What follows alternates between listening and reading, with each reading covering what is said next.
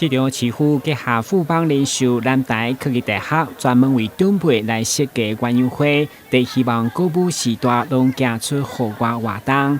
市长委托嘛特别到场颁发感谢状，同时宣布今年加码发放的中央敬老礼金、健保福利金以及防疫补贴，总共3000块，已经离大家消耗，全市有33万人受惠。中央是要到啊！今仔日下晡吼，过5点咧，咱去迄个夹金坡啊刷看看吼，看有3000块吼，有3000块入来无吼？有就是恭喜你中奖啊！若无吼，你嘛唔通吼，无就来找咱公所问看卖咧吼，讲到底是安怎？千万唔通甲阮倒啊变过，安尼就对啊吼。但重要就是讲吼。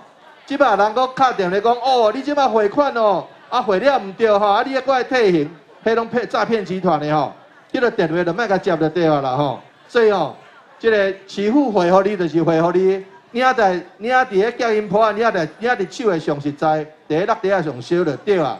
市府社局表示，考量长辈领礼金的方便，嘛尊重大家意愿，拢是自由选择金融机构的小号，直接入口做，嘛提醒长辈唔通提供个人的资料，被人用敬老的名义来诈骗。台南新闻管制林根采访报道。